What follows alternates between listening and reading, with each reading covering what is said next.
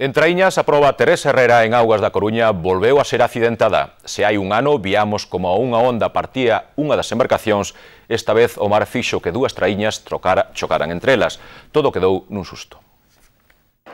As augas do Orzán parecían tranquilas con ondas de 2 metros pero sen vento.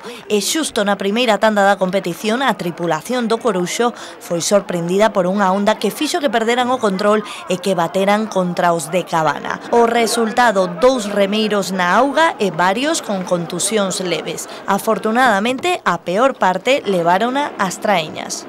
O triunfo finalmente foi para os de Meira, que continúan líderes na Liga Galega. E na Liga ACT, a San Miguel, todo foi con bastante máis tranquilidade. A localidade guipuzcoana de Zumaya celebrou a 11ª proba de traíñas na que os galegos de Cabo de Cruz remataron de novenos e os de Tirán na 10ª posición. O triunfo foi para Orio, seguido de Urdarbay e Zarauz. A semana que ven as embarcacións de Cabo de Cruz e Meira representarán a Galicia no Campeonato de España que se disputará en augas cántabras.